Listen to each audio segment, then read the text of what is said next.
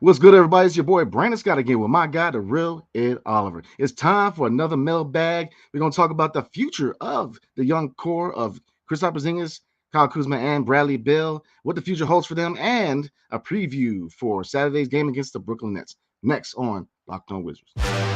You are Locked On Wizards, your daily Washington Wizards podcast. Part of the Locked On Podcast Network. Your team every day.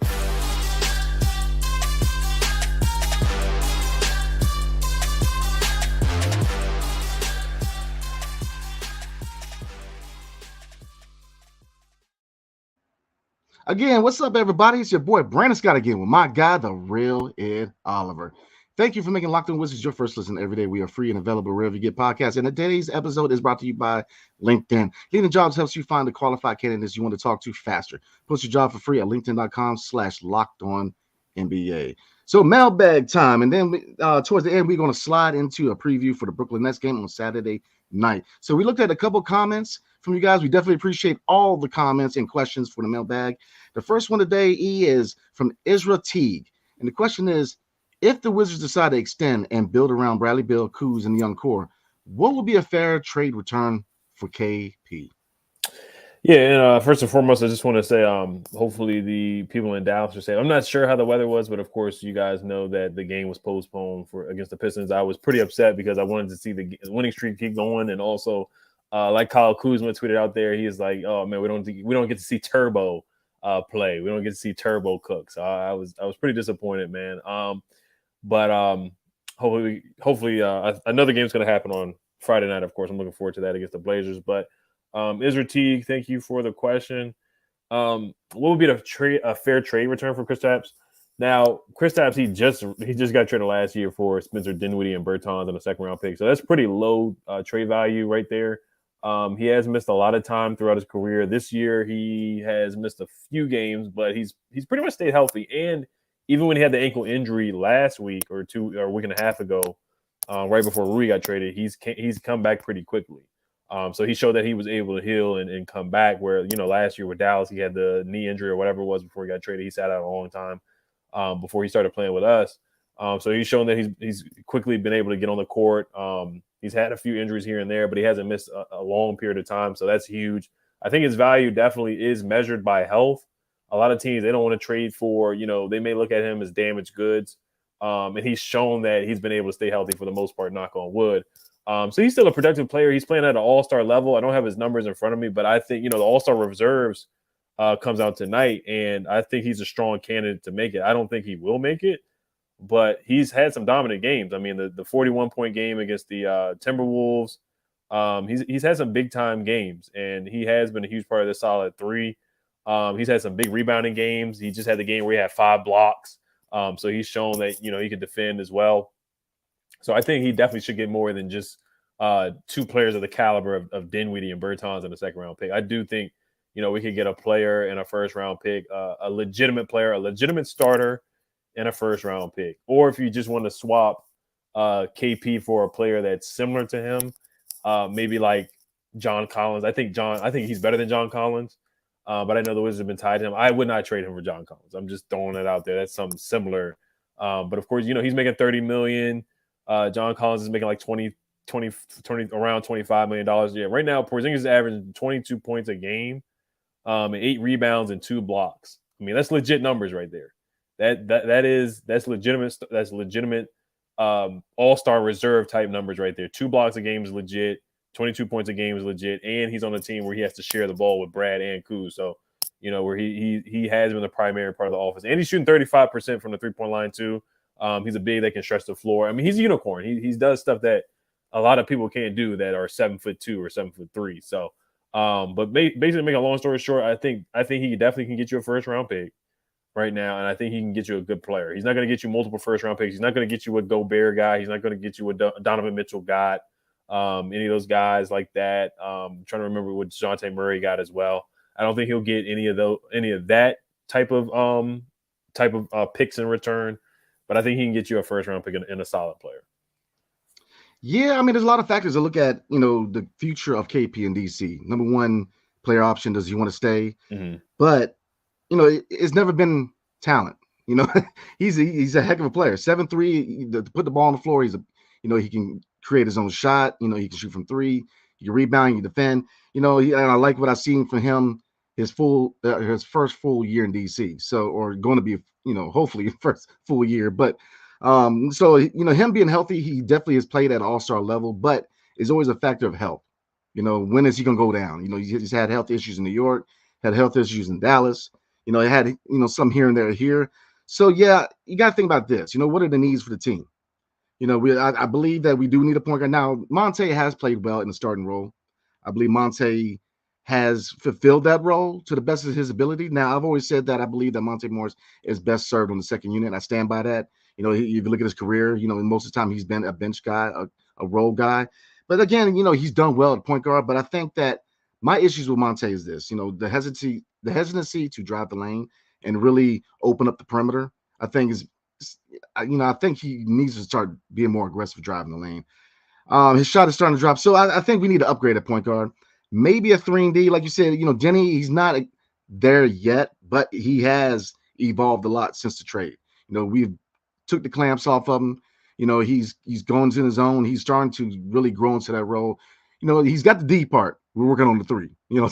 So, but I like what I see from him too. But I think maybe we can go out there. And if you look at the potential of this roster going forward, especially at the deadline, can we go get a point guard? Well, Barton, $14 million. He's a contract filler. You could probably flip Monte, because if you look at the guard position, you got Monte Morris, Jordan Goodwin, and Delon Wright. So really, who do you choose out of that group? And then you can even throw Kendrick Nunn in there, because he can play point and the 2 guards. So you got 4 guys who can either start or run on the bench. So one of the guys got to go. And if you look at contracts, I think Jordan Goodwin stays just because his contract is not going to be as big. So maybe you flip Monte and go get a point guard, and to get a 3-and-D wing to really help with a playoff run. Maybe that's where you can kind of look at moving KP, because like you said, I think you can get a first round pick, and maybe you can get that 3-and-D wing. So I think they can be creative at the trade deadline, but they have to really be creative, because we said it before that Ted Leonsis doesn't want to go into the luxury, and if you're going to pay Kuz, I don't see where you retain KP long term if you want to stay out of the luxury, especially with Gafford hitting an extension. So like you said, long story cut short, I think that with KP and with a lot of some of these guys, these salary fillers like Will Barton and even Monte, maybe you can go in the deadline and be aggressive and go get that point guard and maybe that 3D and wing. So I think there's possibilities. Yeah, personally, I would not trade KP. I like the solid 3. I like the way they're playing. I like the way they're playing right now. I think they're getting the chemistry. We just haven't been able to see them play together much at all, healthy. But they're playing good ball. And I know there's reports saying that Ted and the Wizards, they want to keep the solid 3 together. They really believe that they're a big 3, and they're marketing them as a big 3. So I wouldn't trade Porzingis. I think we're at our best. If we want to compete with these top teams in the Eastern Conference, we're going to need all hands on deck. If they really are serious about trying to compete with Boston and Milwaukee and Miami and Embiid and the Sixers and James Harden, look at those teams. They have so much talent. They have, the Celtics have Jason Tatum and Jaylen Brown. The Sixers have Maxey, Embiid, James Harden, and Tobias Harris. They have multiple guys on that team. You look at the Heat. They have Harrow, Bam Adebayo, and Jimmy Butler. They just have so many guys they can throw out there with their talent. And I think the Wizards, if they really want to make a run in the playoffs, if they really want to compete and upset somebody in the first round, then they definitely have to keep all their talent. So I wouldn't trade Porzingis. I think he's a unicorn. He's a guy that, when he gets hot, he really can't stop. He's a guy that can go for 30 to 35 points. Hey, man, dude, don't get it twisted. I don't want to trade KP. No way do I want to trade KP. Like you said, him being healthy, I love his game. I love his fit here in DC long term. I think me proposing a trade for KP, it comes along the lines of what Ted said, which is I don't want to be in the luxury. Because economically, mathematically, I don't see where we keep the big 3, solid 3 together and not be in the luxury, especially when you look at the extension for Daniel Gafford. So I don't know where it fits in. I think he's going to end up paying the luxury. I think he's going to end up paying the luxury. I really do, because if he wants to retain this core group. But no, I'm with you, man. I agree. I love KP's game, man. I love him in DC. I want to see him long term. So it's just, it's just one of those things, man. There's a lot of smoke and mirrors going towards the deadline, man. If you look at years past, man, there's been a lot of players where you had no idea were even available get moved at the deadline. So you really don't know for certain, what's going on behind the doors in a lot of these boardrooms and with the GM bosses, man. You never know. But I think they will retain KP at the deadline. I think if anybody gets moved, man, it's going to be a Will Barton, maybe a Monte. You know, it's not going to be a big flashy move because really the KP move wasn't really a big flashy move. We gave her what? Dinwiddie and Bertans. I mean, you know what I'm saying? Right. Yeah. So it wasn't like a big blockbuster trade anyway. So, you know, I think they're going to retain him, and I think they should, man. I think his fit with Kuz and Brad is starting to really evolve into something that could be a good team, man. So before we roll into the next question, today's episode is brought to you by LinkedIn. As a small business owner or hiring manager, you know that success in 2023 all depends on the team members you surround yourself with. That's why you have to check out LinkedIn Jobs. With LinkedIn Jobs, you can hire qualified candidates more efficiently by matching open roles with people who have the skills, values, and experiences to help you achieve your goals. LinkedIn Jobs helps you attract qualified candidates to your open jobs with targeting tools. They go beyond resume data by using insights from your job post, company, and the 875 million member profiles to put your posts in front of the most qualified candidates. Identify the most qualified candidates on LinkedIn Jobs and connect with them fast and for free. LinkedIn Jobs makes it easy to screen and rate applicants based on your job qualifications all on one platform. It's why small businesses rate LinkedIn Jobs #1 in delivering quality hires versus leading competitors. LinkedIn Jobs helps you find the qualified candidates you want to talk to faster. Post your job for free at linkedin.com/lockedonnba. That's linkedin.com/lockedonnba to post your job for free. Terms and the conditions apply. So we're going to roll into the second question. Again, appreciate all the questions and comments that you guys turn in. This is from XD Zathion. If the young core grow into their own around KP, Bill, and Kuz, what's keeping us from doing a deep playoff run? What do you think, E? Yeah, shout out to XD Zaytoven on YouTube. I think if the young core grows into their own around Bill, KP, Whiskey, I think I think we definitely could upgrade at the point guard position. You know, dominant floor general. But I do like the point guard by committee approach that we do have going on. I think DeLon Wright is doing an admirable job on the defensive side of the ball. I do think Monte is improving as a facilitator, and he's filling in as a connector, hockey passes, getting guys in open spots. But yeah, we have been spoiled with point guard play. We were spoiled with a guy like John Wall. We were spoiled with a guy like Russ who could take over a game and get 10 assists, 20 points, and 10 boards, triple doubles. But yeah, we have a point guard by committee. We don't really naturally have a 3-and-D wing. I mean, I guess you could say Kuz. But Denny's starting to develop. He's a point forward. So if he keeps progressing, then I think that he would be a huge help to us being a competitive team to make the playoffs for sure. But I would say that I think a guy like OG Anunoby would be perfect for the Wizards, but I just don't think there's any way that we could get him. And then in the paint, man, our centers, Gaff and Porzingis, I love those guys, but there's times where they get dominated in the paint. We saw Anthony Davis put up 55. We saw Giannis put up 55. We've seen Embiid Embiid dominates everybody. We've seen Embiid dominate. We saw Jonas Valanciunas have 25 and 12 boards. We've seen so many big men come in here and just dominate the Wizards. So when we have to go up against Embiid, we have to go up against Giannis in the playoffs. It's very concerning. It's very concerning. Even Jason Tatum too. He's not a big man, but we've seen Jason Tatum put up 50 on the Wizards in Washington, in our own in Capital One Arena. We've seen Jason Tatum put up 50 points against the Wizards. So every time the Wizards match up against Jason Tatum and Jaylen Brown, it doesn't go too well. I know last year we beat them twice, and then they got us pretty bad the next two times they played us. And then this year we got blown out in Boston. So those are the teams that you got to beat. You're going to have to beat Joel Embiid if we get to the playoffs. You're going to have to face Giannis. So protecting the paint and stopping those guys are really a problem. And I think Gaff's playing a lot better as of late, but there's times where they do get pushed around where I've seen, Gaff kind of struggle against other big men that are just bigger than him and stronger than him, a la like Steven Adams, guys like that.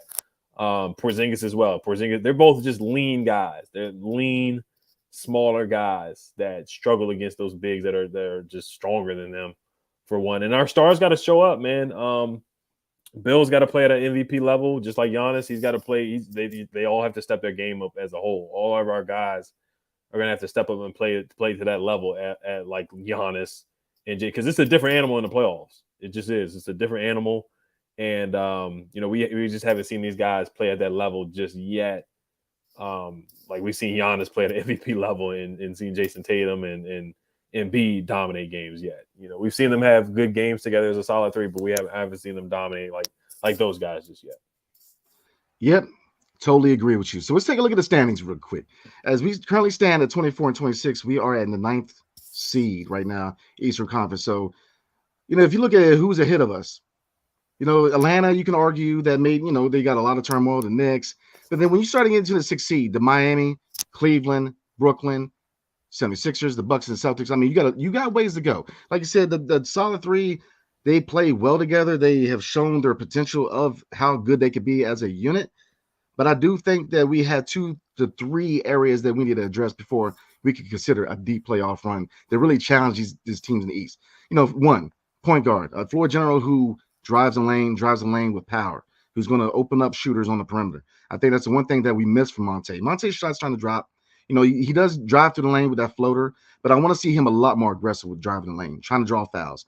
I think we need a floor general if we're going to make a deep playoff run. Now, where we stand, do we need one? No. If we're challenging for the AFC they're playing, what we have going on, I think is sufficient. With Monte, with DeLon, Jordan Goodwin, Kendrick Nunn, I think that's sufficient for where this franchise says they want to, where they want to go. But if you want to make a deep playoff run, yeah, you got to have that floor general, man, because look at the names of the point guards you got to go against, man. Is Monte going? Is he sliding past Drew Holiday? I don't think so, man. You can go. You look at the point guards in the top echelon of the East, man. They're monsters, man. The Bucks, the Celtics. Second, like you said, I think Denny is getting there. His shots getting there. The confidence is there. The shots getting there. But maybe another 3-and-D wing. Maybe not another, but a true one. Maybe get another forward. But I think what you said about center is intriguing, man. Andre Drummond's on the cheap, man. I don't think we had to give up too much to get him. He's in the twilight of his career. He's not older as far as NBA terms, but he's getting there. But he's never been a mobile guy, but he's a guy that you can put in the paint, who's got muscle, who's going to be able to bang up there with his bigger bigs.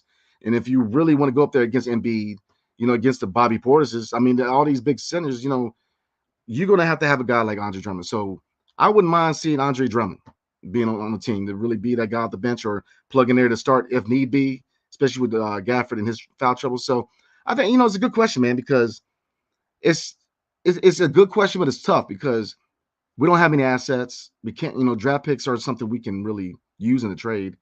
Out of our young guys, I think they're coming along nicely, except for Johnny Davis. But how many teams are really valuing them as a key piece of a trade? How many teams are really looking at Kispert? Denny, his value's going through the roof, but I don't think they're going to retain him, and I think they should. Just from a player aspect and just marketing, I think that he's a perfect piece to keep in DC. So it's a tough question, man, because what are you willing to give up? Because, you're looking at potential trades. Like I said, there was an article on the Athletic that had potential trades. And we were talking about before the podcast, man. And the one trade that we both liked was Emmanuel Quickley from the Knicks for Corey Kispert and the Bulls 2023 second-round pick. I'm not opposed to that trade. I like Kispert. I love his cutting. I love his shot. But Emmanuel Quickley is a really, really good guard. But then again, on the flip side, who do you take out of that guard room? You know what I'm saying? Are you sending out Monte? It's a tough situation. So, I guess we can look at that trade real quick. If you're going to attain Quickley, who do you get rid of? You got to take a look. It's a tough one. You have to keep DeLon, right? Because that's one of the things to answer the mailbag question too. Is that would keep us away from winning a championship is defense too. I think we definitely improved over the winning streak in the last couple of games. Our defense has gotten better. I know we're top 8 in net rating of the past 2 weeks, and that's been through the winning streak. But I brought that up earlier with defending bigs. But of course, there's just no question you have to keep DeLon, right? Because he's one of the few defensive-minded guys on the team. The only defensive-minded guys we really have is DeLon, Jordan Goodwin, who's on the G League team right now, Denny, of course, and Gafford. And those are only 3 guys. And you need defenders because you look at the Bucks. Giannis is a good defender. Grayson Allen, he'll lock in. Drew Holiday has been on an all-defensive team or been mentioned for all defensive teams. You look at the Heat; they take pride in defense. Joel Embiid is a good defender as well. The Celtics, they lock in. Marcus Smart has been an elite defender. You talk about point guards too. So he would be a tough matchup for Monte as well. So defense is one of the things that you can just point to keep us away from a championship that we have one of the hurdles we have to get over. But yeah, it would be process of elimination. You have to keep DeLon. I would not trade him for anything right now unless you really, really get a significant upgrade at the point guard position. But yeah, Monte would probably be the most expendable guy. Even though I do like the way he's played. I think this is the best he's played all year the past 2 weeks. But he probably would be the most expendable guy. Jordan Goodwin you would just keep because he's on a good contract, of course, right now. But if somebody really wants him and we can get a really good point guard, but like you said, Emmanuel quickly, I do think that would be the trade I would make. But then you lose 3-point shooting. That's one of the improvement areas too. We struggle to shoot from the 3-point line. You look at other teams in the Eastern Conference; they can shoot threes. The Bucks can shoot threes. Philly, they can shoot threes. The Nets, they can shoot threes with Joe Harris and O'Neal and Kyrie. Boston, they can shoot threes with Tatum and Brown and Marcus Smart he's been better from the 3-point line. But yeah, to make another long story short, the only guy I'll really keep to hang on is DeLon Wright right now. And I do like the way that Kendrick Nunn is playing. He brings a different change of pace to the team. He likes to push the pace, and he's athletic too. And the Wizards lack athleticism as well. I don't know. I'm looking at one thing I will say: the Knicks would decline that trade. I don't think absolutely. Kispert in a second round pick for Emmanuel Cookie. So I think the Knicks would probably hang the phone up. And that's not saying that Corey Kispert's not a good player. I think he's a good player, but I think the Knicks would hang the phone up. Oh, yeah, they're definitely slamming the phone down, man. Like I said, I don't think that Kispert's a bad player. I love Kispert as a player, man. But, I think New York's going to say no to that easy. But I think maybe Andre Drummond, like I said, he's on the cheap, man. I got to double check his salary, but I believe it was between $4 to $6 million. And yeah, I can look it up real quick. Yeah, if you look at the potential of him and Taj on the second unit together, that's a defensive unit, man. It's going to be tough. But it's tough to really answer questions as far as acquisitions at the deadline because, on one hand, Ted said he doesn't want to pay the luxury, but then if you want to retain this solid three, you're going to have to pay for the luxury of it, man. Even if KP and Max his player option, man. Look at that salary. You're going to go into the luxury, and especially if you factor in Daniel Gafford with his extension kicking in.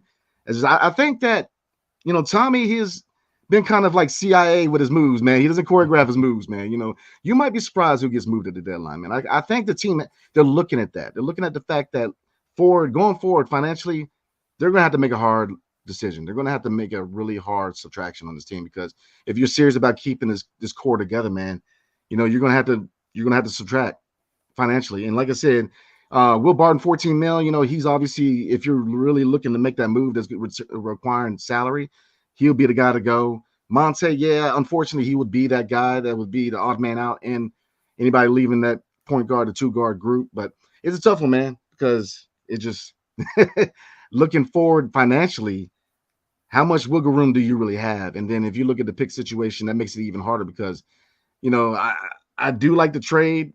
Well, I'm a John Wall guy, so I didn't really like the trade at all, but I understand it, you know what I'm saying? But that pick is proven to be a booger, man. So, so yeah, I think we do have a little bit of wiggle room to make a move out there, but I don't think it's gonna be flashy, man. I think it's gonna be an Andre Drummond. I think it's gonna be maybe another guard, something that's gonna be.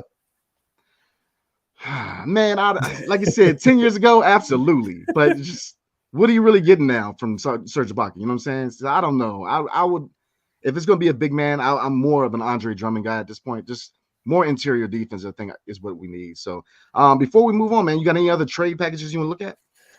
No, that's all I got for today. I know the trade stuff is going to heat up, so I'll probably bring up some more trade stuff next week because today is the 2nd. The deadline is the 9th, so I know trade stuff will definitely heat up. But Andre Drummond, he's making – he's on a 2-year, $6 million deal, $6,560,000. So that's about $3,280,000 per year. I do think he'd be a solid backup. Especially if you're going to start Gaff and KP. You have him as your backup big. Yeah, absolutely. I think there's a move that they should definitely look at because look, they're shopping them. So I think before we move on to the preview of the Brooklyn Nets game. He's got a sponsor today. Yes, we're really excited about our new sports betting partner for Locked On because they're the #1 sports book in America, FanDuel. And if you're new to FanDuel, that's even better. They have so many great features that make betting on sports fun and easy. So tonight for my parlay, I would do an alternate spread for the Lakers versus Pacers. The Lakers are favored by 2, so I would go in and do an alternate spread of +10 for the Pacers. I would take the Bulls money line over the Hornets. I would take Vooch getting a double-double as well. You can do that. There's so many mix and matches things you can do with FanDuel. So I think Vooch is going to get a double-double. I would probably put that in there, or just the Bulls money line. Look at the Knicks Heat. I would stay away from that game. Pelicans Mavericks. I think the Pelicans are going to keep that closer than what people think. The Mavericks are favored by 5, so I'll go in there and do an alternate spread of +10 for the Pelicans tonight. But I wouldn't be surprised. And then another game I'm looking at, Bucks Clippers. I would do Giannis 30+ points. Warriors Nuggets. It's a little weird because you don't know what the Warriors are going to do with playing people, so I would probably take the Nuggets money line. So that's just the picks I feel like I would feel good with going in tonight on FanDuel. Download FanDuel now so you can bet Super Bowl 57 with a no sweat first bet. You'll get up to $3,000 back in bonus bets if your first bet doesn't win. FanDuel lets you bet on everything from the money line to point spreads to who will score a touchdown. So join FanDuel today at FanDuel.com/lockedon to claim your no sweat first bet on Super Bowl 57. That's FanDuel.com/lockedon. Make every moment more with FanDuel, official sportsbook partner of the NFL. All right, so the Wizards do play the Blazers on Friday night, and then on Saturday night they have a back-to-back. They play the Brooklyn Nets, so two good teams. The Wizards are the 9th seed in the Eastern Conference. The Hawks did win last night against the Suns, so they are in the 8th spot. We're one game behind the 8th spot. We're 24-26. The Atlanta Hawks are 26-26. Right now, the Blazers they're out of the play-in. They're the 11th seed in the Western Conference at 25-26. They are playing okay. They just beat the Memphis Grizzlies in Memphis. Just looking at some of their numbers as well, they're 25th in defensive rating, so they're not a good defensive team. They're 5th in offensive rating. They're a good offensive team with Damian Lillard. They're 24th in pace, so they like to slow it down, kind of like Wes Unseld Jr. He likes to kind of slow the pace down. They're 6th in three-point percentage. So they're really good with shooting threes. Dame had 60 points not too long ago. I want to say it was like 3 games ago or 2 games ago. He had 60 points, which is crazy. But for Dame, that's just kind of what he does. Opponent three-point percentage, they don't guard the three-point line well. They're 20th in three-point defense. They're 24th in opponent points in the paint. So they're just not a good defensive team. Defensive rebounding percentage, they're 20th. So they don't rebound the ball well at all. But who are some key guys you're looking at? Of course, there's Dame Lillard. But who are some key factors that you're looking at on the Portland Trailblazers team? And what's your keys to victory? Ooh, good question, man. Outside of Dame, Anthony Simons, man, he can play some ball. Shaden Sharp is another I'm looking at. I mean, they got a young roster of guys who can shoot and who can move, man. I think they're gonna push the pace. Like I said, Anthony Simons, Josh Hart at wing, man. Josh Hart is a guy who can play some defense, shoot. So they got a young squad, man. Like I said, they're not a big rebounding team. So one key to victory would be controlling the paint. You know, let our big guys eat, control the paint, control rebounds, especially on the offensive end. Let that lead up to second chance points. Second key to victory, transition defense. I think the team's going to push it, man. You know, Dame can push the ball. Like I said, Shaden Sharp, he's going to be something special in this league, man. I like what I see from him. Simons, man. But like you said, they're not a defensive team either. So sliding into the third one, I think we need to push the pace because they're not a defensive team. You know, I want to see us drive the lane, try to get fouls, open up the perimeter, but I want to see the pace pushed and prevent the pace from being pushed on the defensive end. Definitely, yeah. You're going to have to get back on defense and communicate.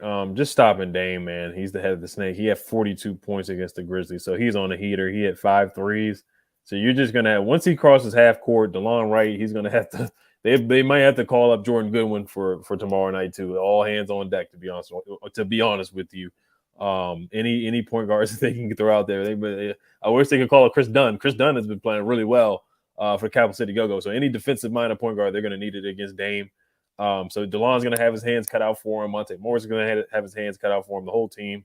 Basically when he steps past half court, you're going to have to step up and guard him because you know as we know that famous 3-pointer that he hit against the Thunder. That was basically from half court. It was a pull-up 3 from half court. So Jeremy Grant has been really good lately. He had 18. Like you said, Simons is a huge X factor for them as well. He had 26 against the Grizzlies in their win. Nurkic has been kind of iffy this year. He got hurt last game, so he only played 2 minutes. So we'll see if he plays or not. But that would be for if Gafford plays. We don't know if Gafford's going to play yet or not. But that would be the challenge for them to stop Nurkic. But keys to victory. It's basically the same thing with this team, man. Like you said, getting back on defense, pushing the pace, ball movement, We're a better team when we move the ball. I think it's going to be a close game, man. I think it's going to come down to decision-making in the clutch, cutting down on turnovers. And I think it's going to come down to a last-second shot or very close to that. So we're going to have to be smart with the basketball, defending the three-point line. And Denny's going to be a huge X factor again. So I want to see how he plays against the Blazers. But, and I'm going to say coaching too with Wes. What plays is he going to draw up? Because we know what Dame Lillard's going to do. We want to see guys on our team we've seen Kuz be clutch. We've seen Brad be clutch at times. But Dame Lillard's a guy that doesn't play around with the ball at the end of the game. And that's what I want to see with Bradley Beal. So I want to see if Wes calls up some plays. I feel it's going to come down to a last-second shot. So how do we execute down a stretch in a clutch? I think that's going to be a huge key because I think it's going to be a very close game. So what you got? Well, if you predict the score, what you got? Oh, man. I got a weird feeling about this one. This really is a coin flip, man. It really is a toss-up. I think we're looking at two teams that are in similar situations. Like a lot of Blazers, I feel like a lot of Blazers fans want to rebuild too because, they had McCollum, which was kind of like a John Wall, Bradley Beal kind of thing where they had two good guards and they were building around that. And they never really got to a championship. So we're kind of in the same boat. But to answer your question about the prediction, I'm going to say we win. I'm going to say we win. I'm gonna say we win very close. Very close. It's going to be 120 to 117 we win. I think Dame misses a last-second three. And I know it sounds crazy because he usually makes those, but I think he's going to miss a last-second shot. I'm rolling with you, brother. That's what I'm rolling with. I think it's going to come down to the last couple of possessions. So, yeah, I'm rolling with it, man. Mm-hmm. So, we're going to go ahead and roll it today, guys. I definitely appreciate everybody showing up today and showing us some love today. Thanks for making Locked On Wizards your first listen today. Now make your second listen game to game NBA. Every moment, every top performance, every result. Locked On Game to Game covers every game from across the NBA with local analysis that only Locked On can deliver. Follow Game to Game on Locked On NBA. Available on Odyssey app, YouTube, wherever you get your podcast. So again, we are close to 3K on subscribers on YouTube. So definitely like, subscribe, comment below, hit the notification button. Check out me and my dude, the real Ed Oliver, on Twitter and Instagram. We chop it on game days and off days alike, especially with the trade deadline coming up. We're going to do a lot of talking about the trade deadline and potential trades. So definitely look for that. So again, I appreciate everybody, and we're going to go ahead and call it a day. Tomorrow night, 7 o'clock, we'll try to get this dub against the Blazers. It's going to be a high-scoring affair. Mm-hmm. So defense is going to be at home. So it's going to be a lot of scoring, but definitely show up 7 o'clock again. Show up, show your love, man. Let's try to get this dub. So everybody have a good day and peace.